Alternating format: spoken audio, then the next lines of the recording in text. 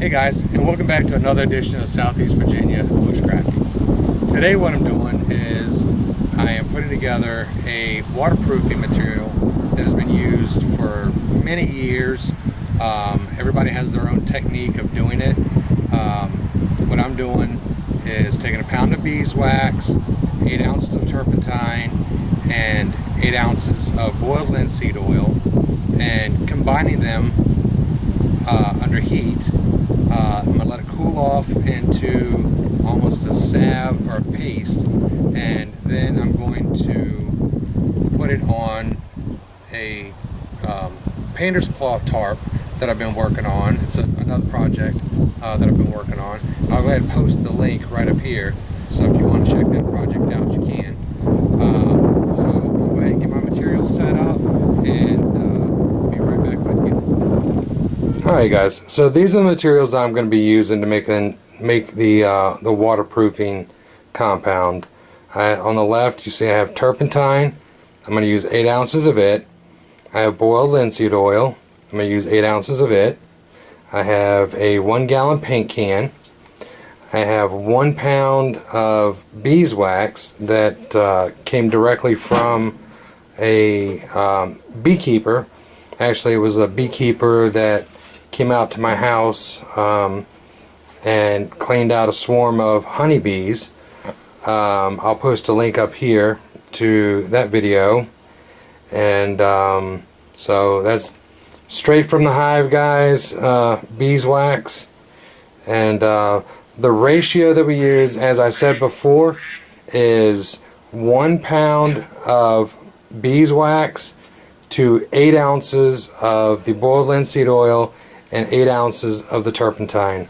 And what we're going to do is melt the wax down under a low heat, and then I'm going to add the 8 ounces of turpentine, the 8 ounces of linseed oil. Now, before we do this, guys, I must strictly warn you that this stuff, these components, are highly flammable. All 3 of these components are very flammable. So please, when you try this at home, be careful. Work with low heat, just enough to melt your wax, and that's it. Be very mindful when you're stirring your mixture, so you don't cause any splashes or cause any of the compound to spill over onto your fire, because it is extremely flammable. And I'm going to reiterate it again, just because this is very dangerous because of using fire and the materials that we're using that take extra precautions when mixing your stuff, so you don't cause a fire. Alright guys, I'm going to go ahead and cut away and we'll get things started. Give this a little stir. Also, I have on leather gloves. I just took one off just to operate the candle. The camera. But I'm using leather gloves just in case an emergency were to happen. And it's handy to have a fire extinguisher ready as well. If something were to happen, I've got my leather gloves and I can grab a hold of the handle really quickly without burning myself. I'm going to go ahead and put my leather glove back on my other hand.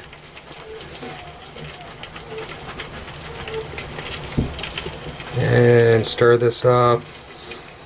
Beeswax really doesn't take much heat at all to melt.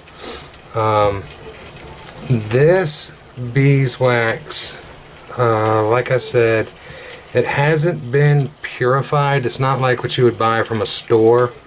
This came from a beekeeper, so it does have a little bit of flakes of, honeycomb, impurities in it, but that's not gonna matter much at all, really, when it comes to applying it to the tarp and to the haversacks. And the smell of this stuff is wonderful. I mean, it really is good smelling stuff. Sounds like I got a grandbaby coming to visit. You want to do it? Hold on. Wait. I think Mama and the grandbaby are about to feed the chickens.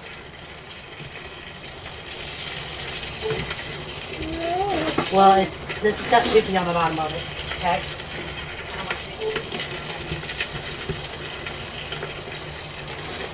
Alright guys, I'm going to let this melt down a little bit more and I'll get back with you. Alright, so there was a slight change in plans. I'm still using the same recipe, but I had a almost a whole nother pound of beeswax sitting out here, and my beekeeper friend is getting me 2 more pounds tonight.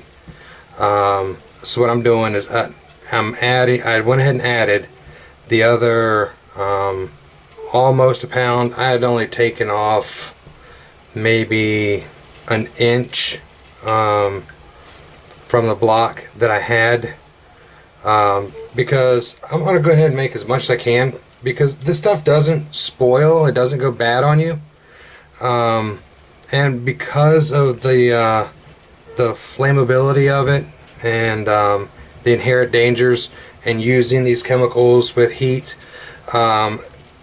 I feel like it's probably better just go ahead and get one batch knocked out. If I can almost fill this can up, that's great.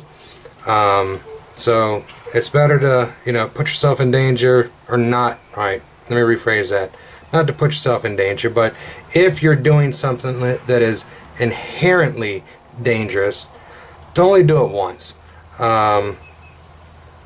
So turn the heat up a little bit.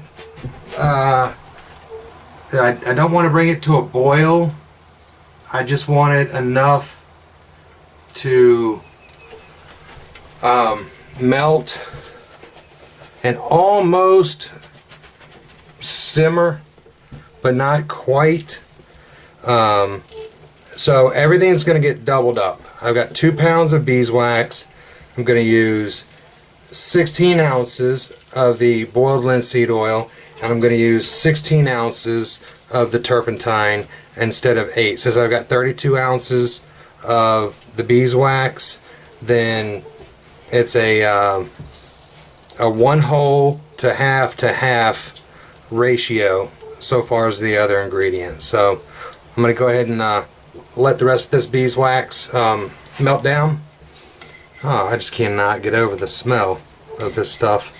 Like I said, if you've never smelled melting beeswax, it's amazing. Alright guys, so now I've got all my beeswax melted, and I've got the heat turned down just about as low as I can get it right now. Just enough to keep it warm.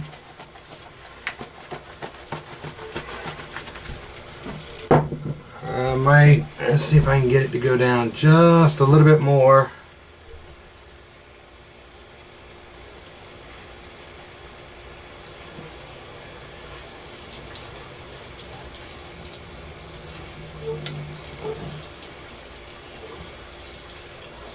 Alright, Look out for a minute. Got that turned down. Now I'm going to go ahead and add the linseed oil and the turpentine.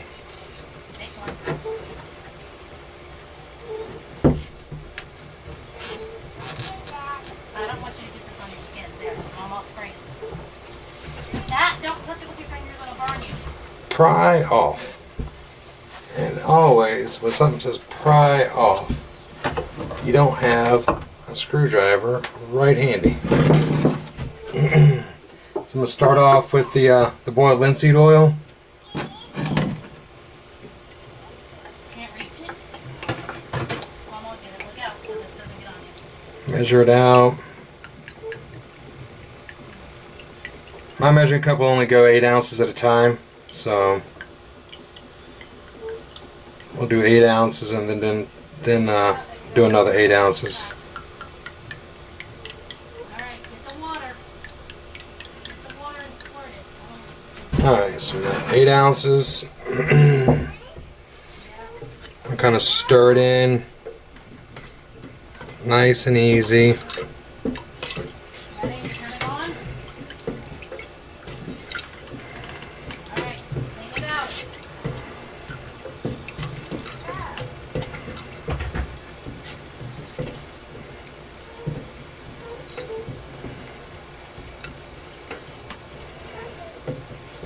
Wait, don't plug it up yet. Hold on, there's all that bleach out there. Alright. So we got the first 8 ounces in there Alright. of linseed oil. Okay. Rinse out this side, so I'm about to close this one up. So this, look. Gotta rinse out the bleach. Okay, rinse out the bleach. Give this another little shake. Alright. 8 more ounces. There goes another school bus.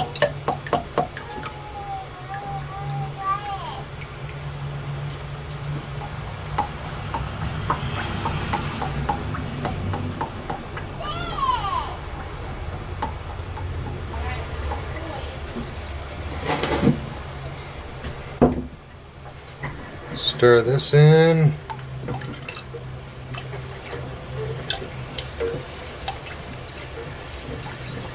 I feel like I should be going BAM! Every time I add something.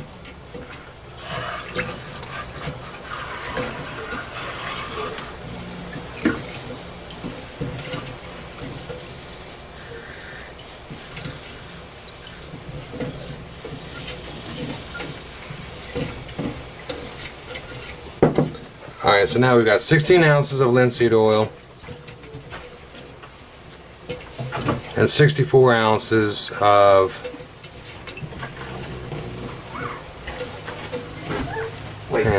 hang on, that my math is wrong. We had 16 ounces of linseed oil, 32 ounces of beeswax, and it's still smelling amazing.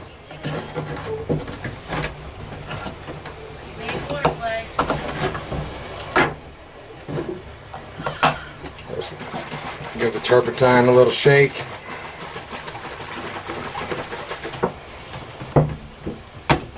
Pop it off.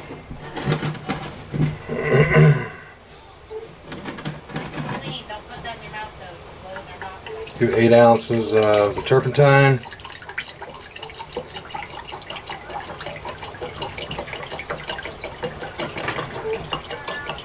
Oh no, what did you do? Is that mine? Fill it up.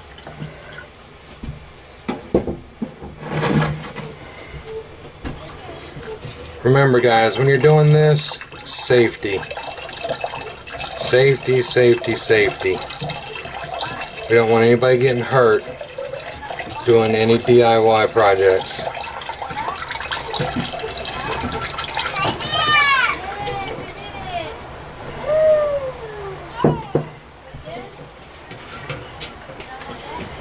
Yeah, the turpentine definitely adds another smell to it.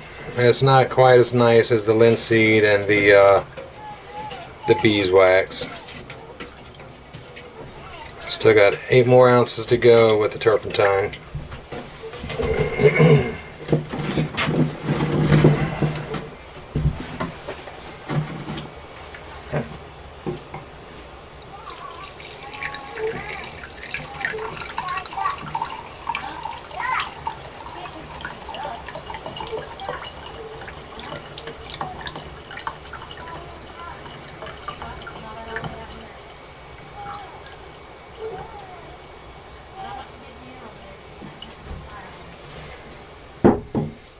Cap off the turpentine.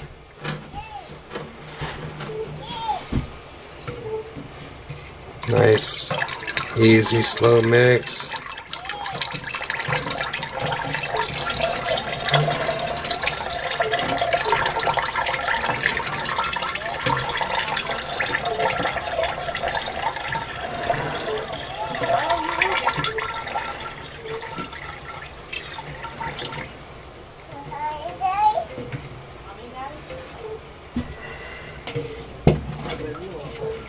Alright, so now I'm gonna turn my flame off.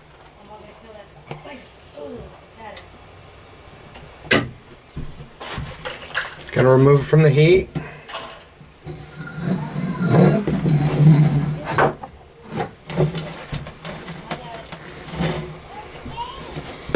And mix this stuff up.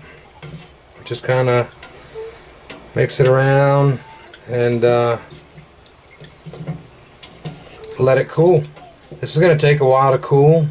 You know, it's not real exciting from this point on to watch. So I'm going to let this cool. Like I said, this stuff, now that it's made up, I have approximately, it's filled up to about right here. About half a gallon of water purifying agent. And it's good for not only cloth, canvas, but it's also good for leather. It's good to use on wood. You can use it on metal. Just about anything that needs to be waterproofed and protected. You can use it on your knife blades, your sheaths, tents, boots, anything else you can think of that might need to be waterproof or water resistant and treated. You can use this on. So I'm going to go ahead and let this cool, and as soon as it's done cooling, I'll come back and show you what it looks like then, show you the consistency of it. Alright guys, we're back. It's the next day, and I have let the wax, linseed oil, and turpentine sit overnight, cool down, and here's what we ended up with. It's a little more than half a gallon, and you can see the consistency of it. It's thicker than Vaseline.